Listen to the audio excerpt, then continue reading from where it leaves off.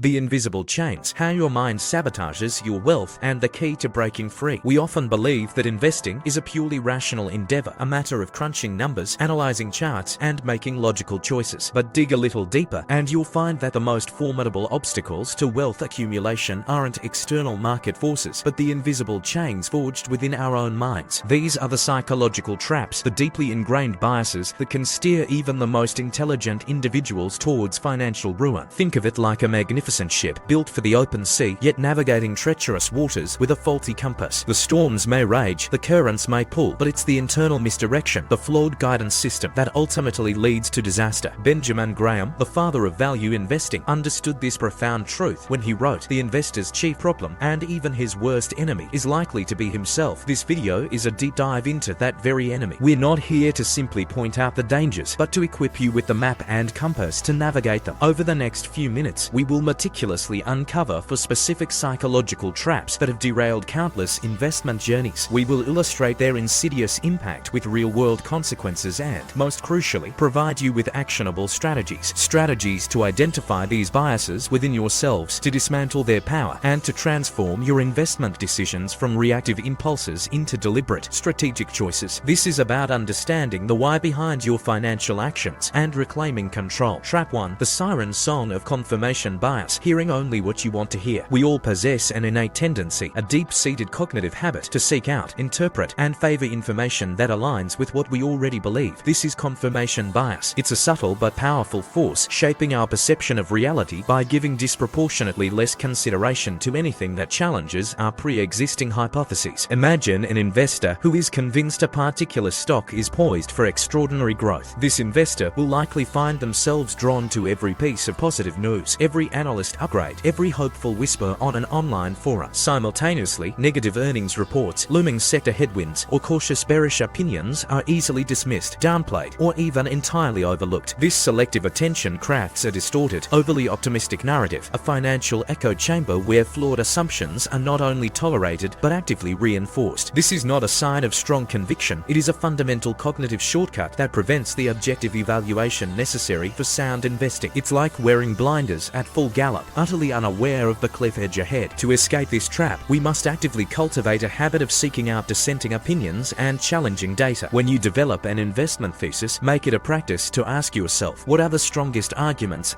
against this investment? And what specific evidence would convince me to change my mind to sell? Engaging in a pre-mortem analysis for your investment ideas, imagining why they might fail, can be a powerful antidote. Confirmation bias is akin to a fisherman who only casts his net in the few spots where he believes fish reside, ignoring the vast, potentially richer waters that lie just beyond his preconceptions. To truly fish for value, to find the genuine opportunities, you must cast your net widely and with an open, objective mind. Trap 2. The anchor's grip. How your first impression locks you into bad decisions. Our minds have a peculiar way of latching onto the first piece of information we encounter, a phenomenon known as anchoring bias. This initial data point, the anchor, becomes a reference point, and our subsequent judgments are often made by adjusting away from it. But crucially, these adjustments are frequently insufficient. Consider an investor who buys a stock at $100 per share. If the stock then plummets to $50, that initial $100 price becomes a powerful anchor. Suddenly, $50 might appear as an incredible deal, a bargain waiting to be seized, even if a sober assessment of the company's current fundamentals suggests its true worth is closer to $20. The emotional attachment to the original anchor price prevents a rational reassessment of the investment's actual value. This anchoring can blind us to the true underlying value or lack thereof. We become fixated on past prices or initial valuations rather than current market conditions, the company's actual performance, and its realistic future prospects. This often leads to the painful decision of holding onto losing positions, driven by the subconscious desire to simply break even on the anchor. To escape this grip, the key is to consciously detach from your purchase price. When evaluating any investment, focus solely on its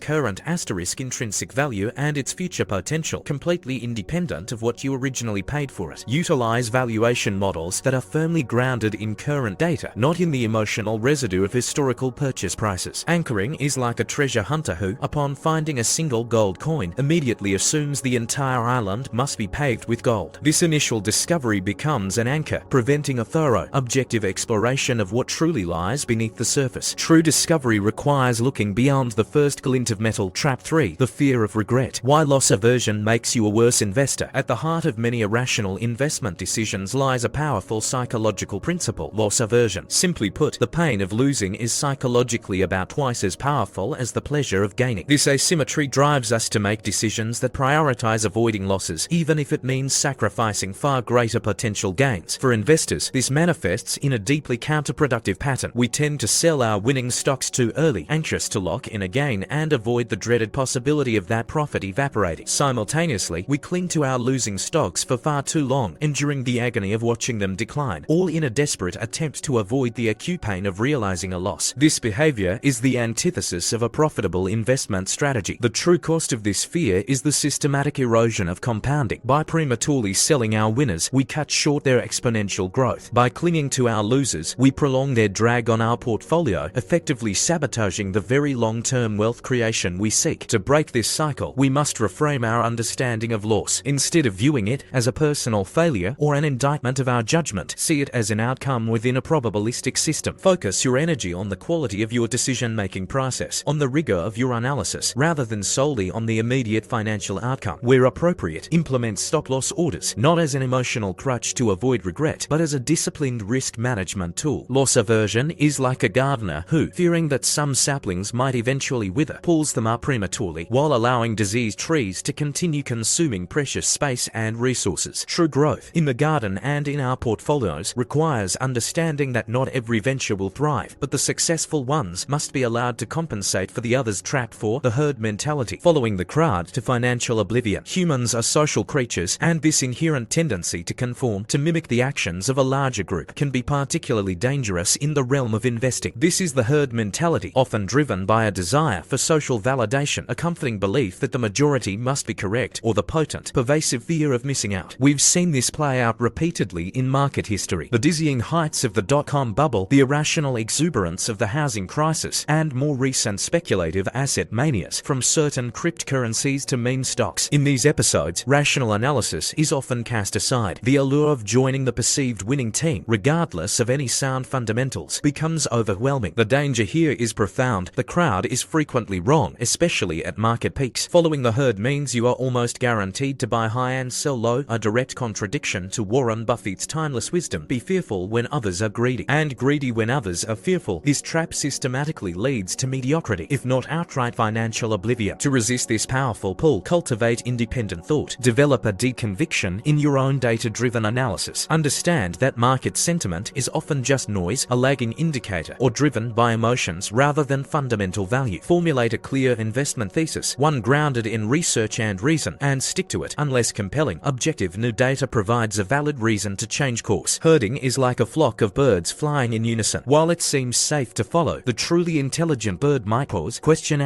why they are flying that particular direction, and consider if there isn't a better, more sustainable path to their ultimate destination. True progress often lies in charting your own course, the investor's toolkit, fortifying your mind against psychological sabotage. We've journeyed through the subtle yet potent psychological traps that can derail even the most ambitious investors: confirmation bias, anchoring, loss aversion, and the herd mentality. These aren't mere academic concepts, they are active saboteurs diligently working to undermine your pursuit of wealth. To combat these forces, we must equip ourselves with a robust mental audit framework. This is a practical, three-step process. First, engage in honest self-reflection to identify your personal biases by scrutinizing your past investment decisions. What patterns emerge? Where did emotion cloud judgment? Second, implement preemptive strategies. This means actively seeking out counter-arguments to your investment thesis, establishing clear, objective criteria for buying and selling before you invest, and consciously challenging your own assumptions. Third, conduct regular post-mortem analyses of your trades and decisions. Crucially, focus on the